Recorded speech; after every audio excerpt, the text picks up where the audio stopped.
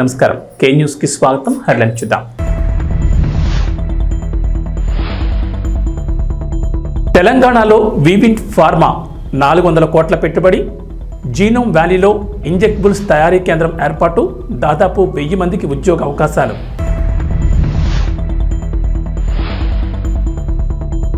500కే gas cylinder, మరో good news చెప్పిన రేవంత్ సర్కార్. 2 రోజుల్లోనే రాయితీ సొమ్ము అకౌంట్లలో జమ.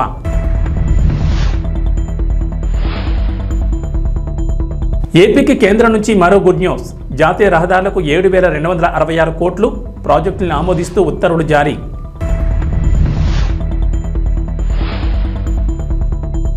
తెలంగాణకు రెయిన్ అలర్ట్. ఇవాళ పలు జిల్లాల్లో వర్షాలు, ఎల్లో అలర్ట్ జారీ. ఏపీలో కొనసాగుతున్న వర్షాలు 2-3 రోజులు వర్షాలుంటాయని వాతావరణ శాఖ అధికారులు వెల్లడి. తెలంగాణలో పెట్టుబడులు పెట్టేందుకు పేరొందిన పలు అంతర్జాతీయ కంపెనీలు ఆసక్తి ప్రదర్శిస్తున్నాయి. తాజాగా దిగ్గజ ఫార్మా కంపెనీ అయిన వివింట్ ఫార్మా తెలంగాణలో తమ సంస్థ కార్యకలాపాలు విస్తరించేందుకు సిద్ధమైంది. హైదరాబాద్లోని జీనోమ్ వ్యాలీలో అత్యాధునిక ఇంజెక్టబుల్స్ తయారీ కేంద్రాన్ని ఏర్పాటు చేయడానికి వివింట్ ఫార్మా కంపెనీ ముందుకొచ్చింది. 400 కోట్ల పెట్టుబడితో ఏర్పాటు చేయబోయే ఈ కంపెనీ ద్వారా దాదాపు 1000 మందికి ఉద్యోగ అవకాశాలు లభిస్తాయి. పెట్టుబడుల సమీకరణ లక్ష్యంగా అమెరికాలో పర్యటిస్తున్న ముఖ్యమంత్రి రేవంత్ రెడ్డి, ఐటీ పరిశ్రమల శాఖ మంత్రి శ్రీధర్ బాబు నేతృత్వంలోని ప్రతినిధి బృందం వివింట్ కంపెనీ ప్రతినిధుల మధ్య జరిగిన చర్చల అనంతరం పెట్టుబడులకు సంబంధించి కీలక ప్రకటన చేశారు. ప్రస్తుతం జీనోమ్ వ్యాలీలో వివింట్ కంపెనీ R&D కేంద్రం ఉంది. సుమారు 70 కోట్లతో నెలకొల్పిన ఈ సదుపాయాలతో పాటు అంతర్జాతీయ మార్కెట్లో విస్తరించేందుకు కంపెనీ ప్రణాళికలు రూపొందించింది. అందులో భాగంగా హైదరాబాద్లో తన మొదటి తయారీ కర్మాగారాన్ని స్థాపించనుంది. కాంగ్రెస్ ప్రభుత్వం మహాలక్ష్మి పథకంలో భాగంగా 500కే గ్యాస్ సిలిండర్ అందిస్తున్న విషయం తెలిసిందే. 6 గ్యారంటీల అమల్లో భాగంగా రాయితీపై సిలిండర్లు అందిస్తున్నారు. రాష్ట్ర వ్యాప్తంగా 1.20 కోట్ల గ్యాస్ కనెక్షన్లు ఉండగా రేషన్ కార్డు ఉన్నవారు మాత్రమే 500 గ్యాస్ సిలిండర్ పొందేందుకు అర్హులుగా ప్రభుత్వం నిర్ణయించింది. దీంతో తెలంగాణ వ్యాప్తంగా రేషన్ కార్డులు ఉన్నవారు 89.99 లక్షల మంది ఉన్నారు. ప్రజాపాలన దరఖాస్తుల ద్వారా వీరిలో 91.49 లక్షల మంది 500 గ్యాస్ సిలిండర్ కోసం దరఖాస్తు చేసుకోగా తొలుత 39.50 లక్షల కుటుంబాలను అర్హులుగా గుర్తించారు. ప్రజాపాలన అప్లికేషన్లలో సరైన వివరాలు ఇవ్వకపోవడం వంటి కారణాలతో వారికి రాయితీ అందడం లేదు. ప్రతి ఆయిల్ కంపెనీ వినియోగదారు సంఖ్యతో పాటు ఒక యూనిక్ ఐడి ఇస్తాయి. ఇందులో 17 నుంచి 19 అంకెలు ముద్రించుంటాయి. అయితే చాలా మంది ప్రజాపాలన దరఖాస్తులో యూనిక్ ఐడి కాకుండా కన్జ్యూమర్ ఐడి రాయడంతో రాయితీ అందకుండా పోతోంది. ఈ సంఖ్యను అప్లికేషన్ ఫామ్లో రాయని వారు ప్రజాపాలన కేంద్రాల్లో తిరిగి మరోసారి సరైన వివరాలు అందిస్తే ప్రభుత్వం అర్హులుగా గుర్తిస్తుంది. ఆధార్ నెంబర్ తప్పు రాసినా కూడా సరిచేసుకోవచ్చు. ఇలా 4.60 లక్షల మంది సవరణ చేసుకోగా వారందరికీ 500కే గ్యాస్ సిలిండర్ అందుతోంది. దీంతో లబ్ధి పొందే మొత్తం కుటుంబాల సంఖ్య 44.10 లక్షలకు చేరుకుంది. ఇదే కాదు, ఆడబిడ్డలకు కట్టెలపై కష్టాలు తీర్చాలని, వాళ్ళ కన్నీళ్లు తూడవాలని 1200 రూపాయలు ఉన్న సిలిండర్ను ఇవాళ 500 రూపాయలకి ఆడబిడ్డలకి ఇంటి దగ్గర ఇచ్చి ఆడబిడ్డల కన్నీళ్లు దూర్చే బాధ్యత ఇవాళ ఈ ప్రభుత్వం తీసుకున్నది. తెలంగాణ ప్రభుత్వం మహాలక్ష్మి పథకం కింద మహిళలకు, బాలికలు, ట్రాన్స్జెండర్లకు ఉచిత బస్సు ప్రయాణ సౌకర్యం కల్పిస్తున్న సంగతి తెలిసిందే. మహిళలు 0 టికెట్ తీసుకుని రాష్ట్రంలో ఏ మూల నుంచి ఏ మూలకైనా ఉచితంగా ప్రయాణం చేసే ఛాన్స్ ఉంది. పల్లె వరకు, సిటీ ఆర్డినరీ, ఎక్స్ప్రెస్ బస్సుల్లో ఈ ఫ్రీ బస్ జర్నీ సౌకర్యం కల్పిస్తున్నారు. దీంతో బస్సుల రద్దీ విపరీతంగా పెరిగింది. గతంలో రోజుకు సగటున 30 నుంచి 35 లక్షల మంది ప్రయాణాలు సాగిస్తే ప్రస్తుతం ఆ సంఖ్య సగటున 55 లక్షలకు చేరుకుంది. బస్సులో టికెట్ తీసుకుని ప్రయాణించే వారికి కూర్చోవడానికి సీట్లు కూడా ఉండట్లేదు. ఇక సంస్థకు వచ్చే ఆదాయంపై కూడా ప్రభావం పడుతోంది. మహాలక్ష్మి ఉచిత ప్రయాణ టికెట్ల మొత్తాన్ని రేవంత్ ప్రభుత్వం చెల్లిస్తున్నప్పటికీ సకాలంలో అందడం లేదని విమర్శలు ఉన్నాయి. ఇక డబ్బులు చెల్లించి టికెట్లు తీసుకునే ప్రయాణికుల సంఖ్య గణనీయంగా తగ్గింది. ఈ నేపథ్యంలోని తెలంగాణ ఆర్టీసీ కీలక నిర్ణయం తీసుకుంది. కొత్త రకం బస్సులను ప్రవేశపెట్టాలని ఆర్టీసీ యోచిస్తోంది. తొలి దశలో రాష్ట్ర వ్యాప్తంగా 50 సెమీ డీలక్స్ బస్సులను ప్రారంభించనున్నట్లు తెలిసింది. ఎక్స్ప్రెస్, డీలక్స్ బస్సులకు మధ్య రకంగా ఈ కొత్త సెమీ డీలక్స్ బస్ సర్వీసులను ప్రవేశపెడుతున్నట్లు ఆర్టీసీ అధికారులు అంటున్నారు. సీట్లు, ఇతర సౌకర్యాలు ఎలా ఉంటాయన్నదానే విషయంపై త్వరలోనే స్పష్టత రానుంది. డీలక్స్ బస్సుల్లో మహిళా ప్రయాణికుల్ని పెంచేందుకు ఇప్పటికే అనేక చర్యలు తీసుకుంటోంది. కొన్ని డిపోల్లో గిఫ్ట్ ఇచ్చే పథకాలను కూడా ఆర్టీసీ ప్రారంభించింది. మహాలక్ష్మి ఫ్రీ బస్ జర్నీ పథకంతో పడుతున్న ప్రతికూల ప్రభావాన్ని అధిగమించేందుకు ఈ నిర్ణయం తీసుకున్నారు. ఆంధ్రప్రదేశ్కు కేంద్రం శుభవార్త చెప్పింది. రాష్ట్రంలో జాతీయ రహదారులను 7,266 కోట్లతో అభివృద్ధి చేయాలని కేంద్రం నిర్ణయించింది. ఈ మేరకు 2024-25 వార్షిక ప్రణాళికను ఆమోదం తెలిపింది. ఈ ప్రాజెక్టులో కీలకమైన విజయవాడ తూర్పు బైపాస్తో మరికొన్ని ముఖ్యమైన ఉన్నాయి. ఈ మేరకు ప్రాజెక్టులను ఆమోదిస్తూ ఉత్తర్వులు జారీ చేశారు. కేంద్రం ఏపీకి కేటాయించిన నిధులు ప్రాజెక్టుల వారీగా ఇలా ఉన్నాయి. కృష్ణా జిల్లా రామారావుపేట నుంచి గుంటూరు జిల్లా కాజా టోల్గేట్ వరకు విజయవాడ తూర్పు బైపాస్ నిర్మాణానికి 2,716 కోట్లు కేటాయించారు. పల్నాడు జిల్లా వినుకొండ గుంటూరు 4 లేన్ల రహదారికి 2,360 కోట్లు ఇచ్చారు.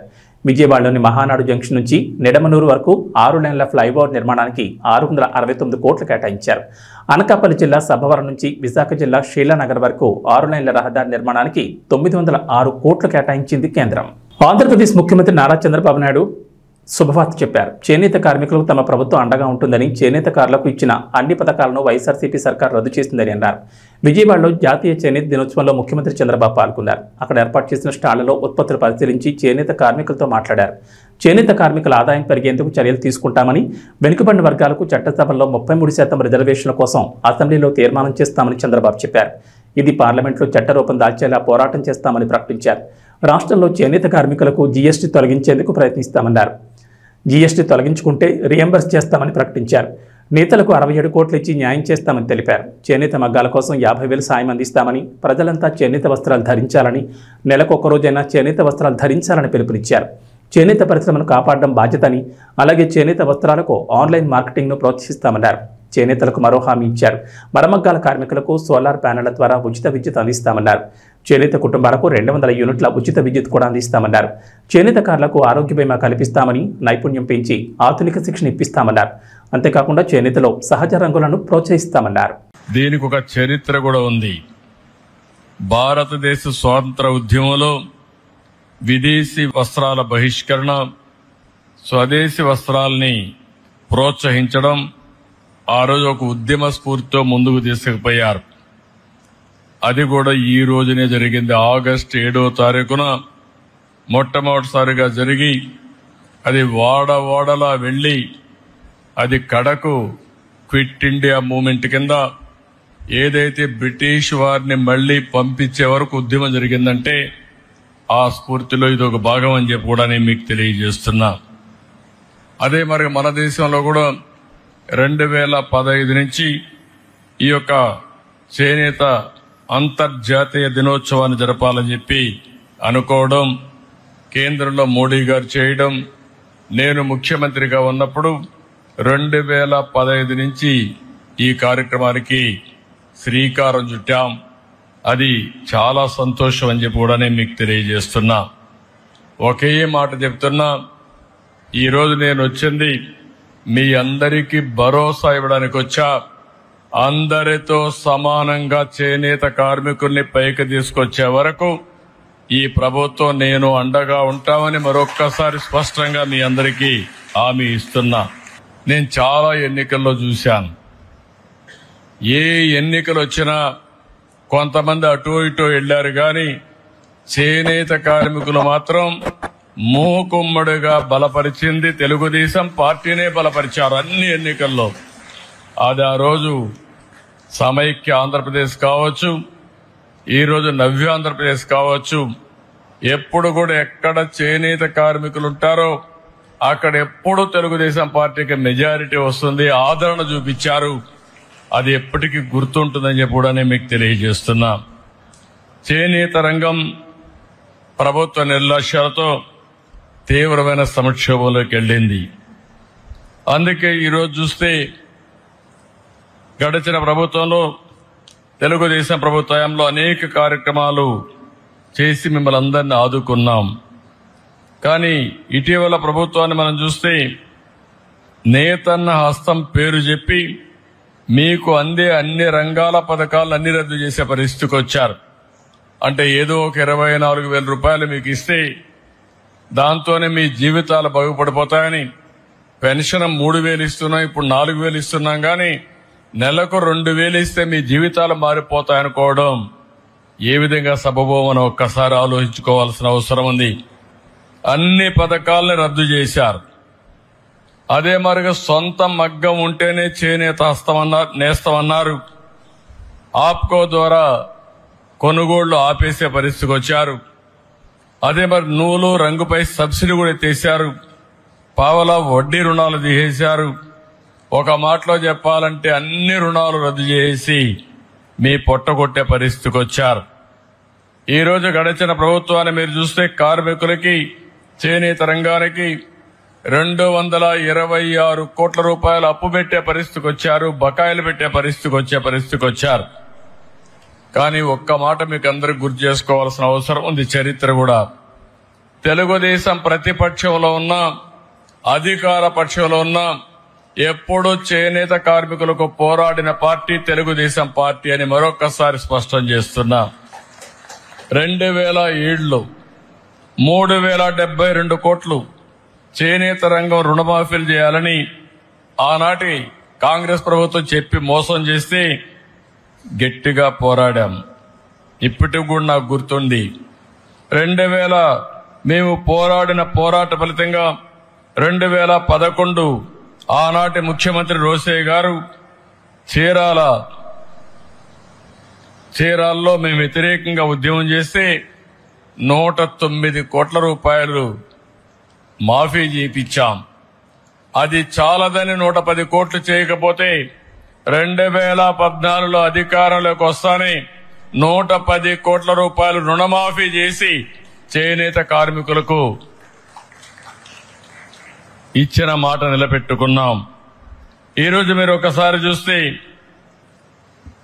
ప్రతి ఏటా 2014 నుంచి 250 కోట్ల రూపాయలు బడ్జెట్ కేటాయించాం. 90,795 మంది కుటుంబాలకి 100 యూనిట్లు కరెంటు ఉచితంగా ఇచ్చాం. ఆ రోజు మీరందరూ అడిగారు, చేనేత పరిశ్రమలో చాలా సమస్యలున్నాయి, చిన్న వయసులో అనారోగ్య సమస్యలు వస్తున్నాయి, మగ్గం పైన కూర్చుంటున్నాం, కడుపులోకి నూలంతా వెళుతుంది, దానివల్ల ఇబ్బందులు వస్తున్నాయంటే 50 రూపాయలకే పింఛన్ ఇచ్చిన ఘనత, పెన్షన్లు ఇచ్చిన ఘనత తెలుగుదేశం ప్రభుత్వాన్ని చెప్పి మరొక్కసారి గుర్తు చేస్తున్నా. నూలు రంగుల పైన 20% సబ్సిడీ ఉంటే దాన్ని 40% పెంచాం. మరమగ్గాలకు 50% రాయితీ కోసం 80 కోట్ల రూపాయలు ఖర్చు పెట్టాం. 1,11,00,000 మంది చేనేత కార్మికులకి 2,000 రూపాయలు పింఛన్ ఇచ్చాం. ఆప్కో ద్వారా చేనేత వస్త్రాలు కొనుగోలు చేశాం. అంతర్జాతీయ మార్కెట్ క్రియేట్ చేశాం. ఎక్కడికక్కడ దీన్ని ముందుకు తీసుకుపోయే పరిస్థితికి వచ్చాం. ఆదరణ 2లో 60,000 మంది పనిముట్లు, 70,000 మగ్గాలకి మోటార్లు కూడా ఇప్పించాం. ఇంకొక పక్కన 70,000 మంది చేనేత కార్మికులకి మోటరైజ్ జకార్డ్ లిఫ్టింగ్ మెకానిజం సదుపాయాలు కల్పించాం. 55,500 మంది చేనేత కార్మికులకి 26.62 కోట్ల రూపాయలు రుణం ఇచ్చాం. ఇవన్నీ చేసి ఆ రోజు ముందుకు పోయామంటే అది చేనేత పరిశ్రమ పైన ఉండే శ్రద్ధ. కొంతమంది ప్రముఖులు వివిధ వ్యాపార సంస్థల ప్రకటనలో నటించి మీ నమ్మకమైన సంస్థ అంటూ చెప్పడం వల్ల చాలా మంది ప్రలోభాలకు గురై పెట్టుబడి పెట్టి నష్టపోతున్నారని వినియోగదారులు జాగ్రత్తలు తీసుకోవాలని కర్నూలు జిల్లా కాంగ్రెస్ పార్టీ మాజీ ప్రధాన కార్యదర్శి కొత్తూరు సత్యనారాయణ గుప్తా కోరారు. కర్నూలు కలెక్టరేట్ ఆవరణలో విలేకరులతో మాట్లాడుతూ ప్రముఖ వ్యాపార సంస్థలు, రియల్ ఎస్టేట్ సంస్థలు, ఇంకా అనేక వ్యాపార సంస్థలు ప్రముఖంగా ప్రజల్లో పేరుగాంచిన యాంకర్లు కానీ, సినీ హీరోలు కానీ, సినీ హీరోయిన్లు కానీ వారి వ్యాపార అభివృద్ధి కోసం వారిని ప్రచారానికి వాడుకుంటారని ఆయన తెలిపారు. వీరి మాటలకు వారిపై ఉన్న ప్రేమతో, అభిమానంతో చాలా మంది ఆయా వ్యాపార సంస్థల్లో, రియల్ ఎస్టేట్ సంస్థల్లో భూములు, గృహాల కొనుగోలుపై పెట్టుబడులు పెట్టి నష్టపోతున్నారని ఆయన ఆవేదన వ్యక్తం చేశారు. కొంతమంది ప్రముఖులు తమ ఆదాయం కోసం మోసం చేసే వ్యాపార సంస్థల్లో ప్రచారంలో భాగంగా పాల్గొనడం వల్ల చాలా మంది వినియోగదారులు నష్టపోతున్నారని, ఇటీవల తెలంగాణ ప్రాంతంలో ప్రముఖ యాంకర్ సొమ్ము వల్ల తాము ఆ సంస్థల్లో డబ్బులు పెట్టి నష్టపోయామని చెప్పడం జరిగిందన్నారు. ప్రముఖులను చూసి పెట్టుబడి పెట్టడం మూర్ఖత్వం అవుతుందని, వినియోగదారులు చైతన్యం లేకపోవడం వల్ల ఇటువంటి ఆర్థికంగా నష్టపోయే అవకాశం ఉంటుందన్నారు. మోసం చేసే వ్యాపార సంస్థలపై ప్రభుత్వం కూడా ప్రత్యేక నిఘా ఉంచాలని, అటువంటి వ్యాపార సంస్థలు మనుగడ లేకుండా చేయాలన్నారు. ప్రభుత్వాలు కూడా వినియోగదారుల చట్టంపై అవగాహన కలిగించాలని, రాష్ట్రంలో వినియోగదారుల సంఘాలు నిద్రావస్థలో ఉన్నాయని ఆయన విమర్శించారు. ప్రతి పాఠశాల, కాలేజీలో వినియోగదారుల చట్టంపై అవగాహన కలిగించాలని, అందుకు ప్రత్యేక శాఖను కూడా ఏర్పాటు చేయాలన్నారు. మేలుకోండి, మనం పెట్టే పెట్టుబడి మన పిల్లలకు భవిష్యత్తుకు ఉపయోగపడాలి. కొంతమంది యాంకర్స్ కానీ, సినిమా హీరోలు కానీ, హీరోయిన్లు కానీ కొన్ని వ్యాపార సంస్థలకు, ముఖ్యంగా రియల్ ఎస్టేట్ సంస్థలకు ప్రకటనదారులుగా వాళ్ళు నటించడం జరుగుతుంది. పైసలు తీసుకుంటారు, నటిస్తారు, మంచి సంస్థ అంటారు. కొంతమంది ఆ యాంకర్స్ మీద కావచ్చు, సినిమా హీరోయిన్ల మీద కావచ్చు, హీరోయిన్ల మీద కావచ్చు అభిమానంతో ముందు వెనక ఆలోచన చేయకుండా పెట్టుబడి పెడతారు. ఆ తర్వాత బోర్డులు ఎత్తేసే పరిస్థితి ఏంటి? నిన్ననే ఒక సంఘటన చూశాను. కొంతమంది వినియోగదారులు రియల్ ఎస్టేట్ వ్యాపారస్తులు వాళ్ళ వ్యాపార ప్రకటనలు ఒక యాంకరు సుమని నటించడం వల్ల ఆమె సుమన్ చూసి మేము పెట్టుబడి పెట్టాము నష్టపోయినామని రోడ్డు మీదకి ఎక్కారు. కాబట్టి వినియోగదారులు మేలుకోవాలి. అదేవిధంగా రాష్ట్ర ప్రభుత్వాలు కూడా వినియోగదారుల సంఘాలను చట్టాలను ప్రజలను అవగాహన కలిగించాలన్న ఆలోచన విస్మరిస్తున్నారు. ఇది చాలా బాధాకర విషయం. చట్టాలు చేసిన వాళ్ళు చుట్టాలుగా మార్చుకుంటున్నారు. కాబట్టి యాంకర్స్ మరోసారి ఆలోచన చేయండి. సినీ పరిశ్రమలో ఉన్న ప్రముఖులు కానీ దిగ్గజాలు కానీ ఒక వ్యాపార సంస్థలో నటించేటప్పుడు జాగ్రత్తలు తీసుకోకపోతే వాళ్ళ భవిష్యత్తు దెబ్బతింటుంది అనేది మీరు అర్థం చేసుకోవాలి. అదేవిధంగా నేను అందరిని దృష్టిలో అనడం లేదు. కొంతమంది కేవలం వాళ్ళ ఫేమస్ పేరు వాళ్ళ ప్రఖ్యాతిని దృష్టిలో పెట్టుకొని వ్యాపార సంస్థలో ఆ విధంగా యాడ్లు చేసేటప్పుడు ముందు వెనక ఆలోచన చేయకుండా సంస్థను దృష్టిలో పెట్టుకోకుండా మీరు నటిస్తే ఆ యాడ్లో మీరు ఉంటే మిమ్మల్ని చూసి కూడా కొంతమంది ప్రలోభాలకు గురై పెట్టుబడి పెడితే వాళ్ళు నష్టపోతే ఆ బాధ మీ పిల్లలు కూడా బాధ కలిగించేలా ఉంటుంది. కాబట్టి కొన్ని జాగ్రత్తలు తీసుకోవాలని మీ సందర్భంగా నేను కోరుతున్నాను. TNN news. సంగారెడ్డి జిల్లా పటాన్చెరు మండలం పాసమైలారంలోని సువెన్ ఫార్మాస్యూటికల్స్ లిమిటెడ్లో కార్మికులు ధర్నాకు దిగారు. కనీస వేతనాలు పర్మనెంట్ ఉద్యోగం కోసం పరిశ్రమ ఎదుట ఆందోళన చేశారు. పాతమైలారంలోని సువెన్ ఫార్మాస్యూటికల్స్ లిమిటెడ్ ఎదుట ధర్నాకు దిగిన కార్మికులకు మాజీ ఎమ్మెల్సీ రాములు నాయక్ మద్దతు ప్రకటించారు. పరిశ్రమ యాజమాన్యాన్ని గొంతెమ్మ కోరికలు కోరడం లేదని, కార్మికులకు కనీస జీతభత్యాలతో పాటు చాలా ఏండ్లుగా పనిచేస్తున్న కార్మికులను పర్మనెంట్ చేయాలని డిమాండ్ చేశారు. అందుకు పరిశ్రమ యాజమాన్యం ఒక మెట్టు దిగొచ్చిందని, కొంత సమయం కావాలని కోరినట్లు ఆయన చెప్పారు. సంఘటితంగా కార్మికులంతా ఉండి హక్కు కోసం పోరాటం చేయాల్సిన అవసరం ఎంతైనా ఉందన్నారు. ఈ కార్యక్రమంలో యూనియన్ అధ్యక్షులు రాములు నాయక్, ఎక్స్ఎమ్మెల్సీ యూనియన్ ప్రధాన కార్యదర్శి Raju Mudinath, treasury Satyanarayana Reddy, organic secretary Venkatesh Yadav, joint secretary Praveen, ముఖ్య సలహాదారులు ప్రవీణ్ రెడ్డి, ఎగ్జిక్యూటివ్ మెంబర్ రంగస్వామి, ఉపాధ్యక్షులు శ్రీనివాస్ మరియు మహిళా నాయకురాలు యాకమ్మ కార్మికులు పాల్గొన్నారు. ఇవాళ మనం ఒక విజయం సాధించినాం. ఇన్ని రోజులు మీతోటి మాట్లాడని యాజమాన్యం ఇవాళ చర్చలకు వచ్చింది. ఒక మెట్టు మనం ఎక్కడం జరిగింది. రేపటి నుంచి పనికి రామంటే మా సమస్య పరిష్కారం అయ్యి మీరు రాతపూర్వకంగా ఇస్తేనే మేము వస్తాము. ఇన్ని రోజులలో సమస్య పరిష్కారం కావాలి. మీరు డిప్యూటీ కమిషనర్ ఆఫ్ లేబర్ దగ్గర వచ్చి రాస్తేనే మేము వస్తామనేది చెప్పడం జరిగింది. సిస్టర్ ఉంది అక్కడ. ప్రతి విషయము గంట చర్చ జరిగింది. ఆ చర్చలలో నేను వేసిన ప్రతి ప్రశ్నకు జవాబు లేకుండా పోయింది. వాళ్ళకు చట్టం చెప్పినా, వాళ్ళ బాధ్యత చెప్పినా, డిసిప్లిన్ చెప్పినా, మహిళా కార్మికులతో ఎట్లా ఉండాలి అనేది గిట్ట మనం చెప్పడం జరిగింది. ఎందుకంటే మీరు సంఘటితంగా ఉన్నందుకే. ఇవాళ సంఘటితంగా లేకుంటే 20 సంవత్సరాల నుంచి జరుగుతున్న అన్యాయం ఇంకా జరుగుతుంది. మీరు రిటైర్మెంట్ అయ్యే వరకు ఇదే ఉంటుండే. కనీస వేతనాల చట్టం చెప్పినా, బోనస్ యాక్ట్ చెప్పినా, ట్రేడ్ యూనియన్ యాక్ట్ చెప్పినా ఏ విధంగా ఉండాలి, వాళ్ళకి పర్మనెంట్ చేయాలి.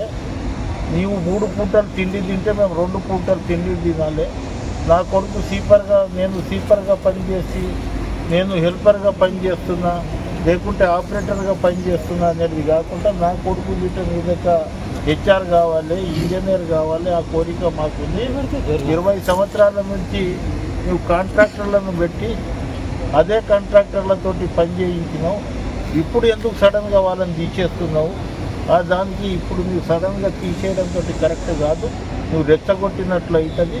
మీ హెచ్ఆర్ తోటి, మీ పైన అధికారులతోటి మాట్లాడి ఎంతమందిని మీరు పర్మనెంట్ చేస్తారు, ఏ విధంగా చేస్తారు, మా జీతాలు ఎట్లా పెంచుతారు అనేది పోలీస్ డిపార్ట్మెంట్ ఉంది.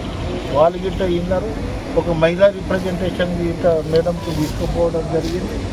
ఎవరైతే రాజు మన జనరల్ సెక్రటరీ ఉన్నారో, మన రెడ్డి గారు ఉన్నారో, మన ప్రవీణ్ రెడ్డి గారు ఉన్నారో వీళ్ళు చెప్పినట్లు కోలీవుడ్ టు టాలీవుడ్ ప్రస్తుతం ఎస్జే సూర్యకి భారీ డిమాండ్ ఉంది. అసలు ఆయన డైరెక్షన్ చేసుకునే ఛాన్స్ కూడా ఇవ్వట్లేదు మిగిలిన దర్శకులు.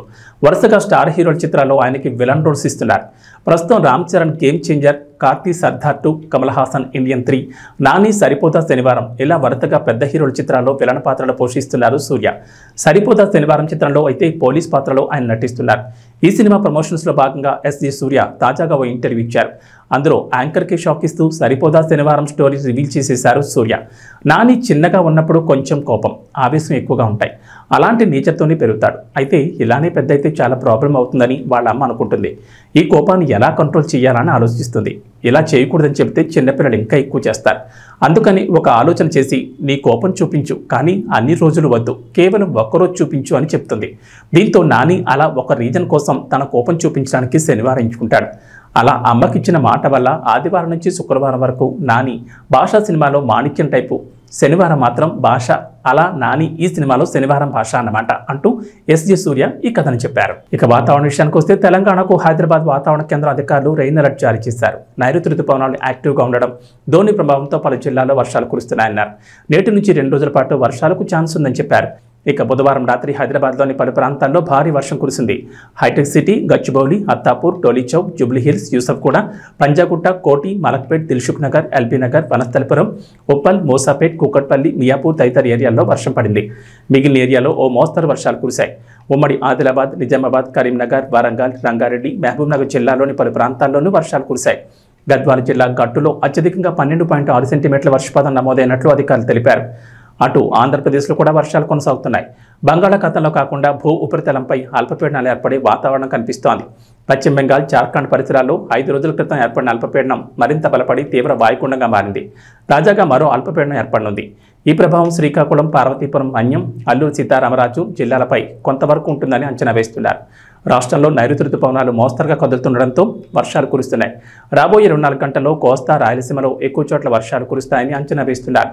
శ్రీకాకుళం, విజయనగరం, పార్వతీపురం, మన్యం, అల్లూరు సీతారామరాజు, అనకాపల్లి, ఎన్టీఆర్, పల్నాడు, ప్రకాశం, చిత్తూరు, తిరుపతి, కర్నూలు, నంద్యాల, అనంతపురం, శ్రీ సత్యసాయి, కడప జిల్లాలో అక్కడక్కడ పిడుగులతో పాటు తేలికపాటి వర్షాలు కురిసే అవకాశం ఉందని విపత్తుల నిర్వహణ సంస్థ తెలిపింది. మరోవైపు నంద్యాల జిల్లా డోన్లో 101.4 మిల్లీమీటర్లు, తిరుపతి జిల్లా సూళ్లూరుపేటలో 97.6, పార్వతీపురం, మన్యం జిల్లా కొమరాడలో 84.6 మిల్లీమీటర్లు, చిత్తూరు జిల్లా వెంకటగిరి కోటలో 83.2, పార్వతీపురంలో 76.8, గుంటూరు జిల్లా అమరావతిలో 75.9, తిరుపతి జిల్లా తిరుపతి ఏరోలో 75 మిల్లీమీటర్ల వర్షపాతం నమోదైంది. ఇవి బులెటిన్ విశేషాలు. నమస్కారం.